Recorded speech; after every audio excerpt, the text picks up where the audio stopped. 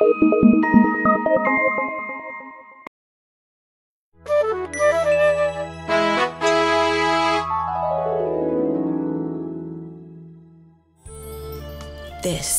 is the story of a poor young girl who sold matches in the street.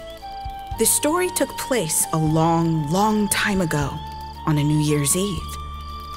It was snowing heavily, and it was severely cold outside. In the cold and the darkness, there walked along the street a poor little girl. She had no extra clothes to cover herself from the cold. And she had no shoes to save her feet from the freezing cold.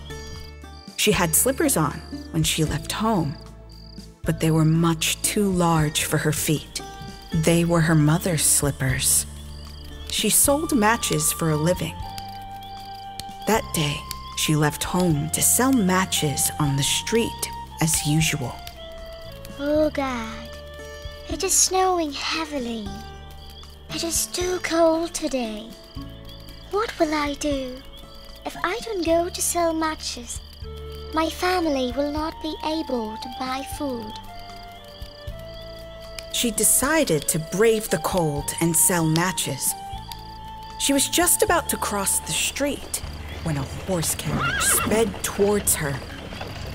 She was scared, and she ran across the street to save herself. She had lost both her slippers while she was running. Oh, my slippers. I need them. My legs are getting cold. She was just about to cross the street when a boy grabbed her slippers and ran away with them. Hey, stop. Those are my slippers. But the boy didn't. He ran away. So the little girl continued walking with her bare feet. Her feet had turned blue in the chilling cold. My leg. They are paining. Oh, it's so cold today. In an old apron that she wore, she had bundles of matches, and she also carried a bundle in her hand. She sat a corner in the street and waited for customers to buy matches from her. She waited for a long time, but no one came to her. She never lost her hope and continued to wait for customers. It was snowing heavily now. The poor little girl was shivering with cold and hunger. The snowflakes fell on her long hair, and she wiped it off of her shoulders. She smelled a roasted goose being cooked at a nearby house. People are celebrating today, but there's nothing to eat at my house. God, please help me to sell some matchsticks. The little match girl then continued to wait for a customer. Oh God, please help me to sell these matches. I also want to buy a goose for my family. She tried keeping her little feet underneath herself to cover from the cold, but that was of no use. She wanted to go home because of the cold, but then what would she tell her family? Her father would definitely be angry at her if she returned home without any money in hand. She looked around at the beautiful mansions in the street. She thought about her home. It had only a roof above, and that too was full of holes.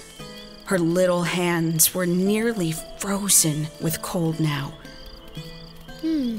I can light a match to warm my fingers.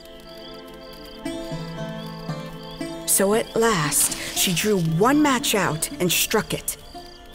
It gave out a warm, bright flame like a little candle, and she held her hands over it. The fire warmed her fingers. Oh, it feels so good. I'm getting better now. But once the flame went out, she started feeling the cold again. So she rubbed another match against the wall. It burned brightly. Then a miracle happened. She could see through the wall where the light of the match fell. She could see what was going on inside the house. She was being pushed into the world of fantasy. She could see everything in that room. There was a white cloth spread on the table, and there were some nice plates arranged on top of it. A stuffed roasted goose was placed at the center, and it had a delicious smell. Then she saw something she couldn't believe. The goose jumped from the dish with a knife and fork still in its breast, and it ran straight towards the little girl. But the match went out, and everything vanished quickly. Then she lit another match. This time, she saw another fantasy. She was under the most beautiful Christmas tree, larger and far more prettily decorated than the one she had so far. She was fascinated by that Christmas tree. She walked forward and stretched out her hands to touch them, but then the match went out. Then she struck another match. This time, she saw a long trail of light in the sky. Huh? It looks like a star has fallen from the heavens. It seems someone is going to die tonight. It was her grandmother who told her that if a star falls from the sky, then someone will definitely die to send the soul back to heaven. She struck another match against the wall. In the brightness, she saw her dear old grandmother. She loved her grandmother a lot. Her grandmother always showered her with love and kindness. She moved the light to the front and saw the smiling face of her grandmother. She was so happy to see her grandma right there. Then she started crying. Oh, dear Grandma, please take me with you. I know you will go away when the match burns out. You too will vanish, like the New Year's feast and the beautiful Christmas tree. The little match girl didn't want her grandmother to leave. She knew that her grandmother will vanish when the light burns out. So this time, she lit the whole matchsticks together. The match burned a shining light.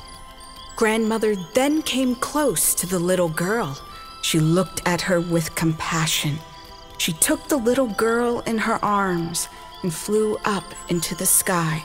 They flew far above the earth, away from cold and hunger, to the heavens. The next morning, people gathered around the dead body of the little match girl. She was frozen to death the previous night. Her body was leaning against the wall with a smiling face. People wondered how could anyone die with a smiling face? But no one could imagine the beautiful things she had seen, or how happily she had gone with her grandmother into the heavens.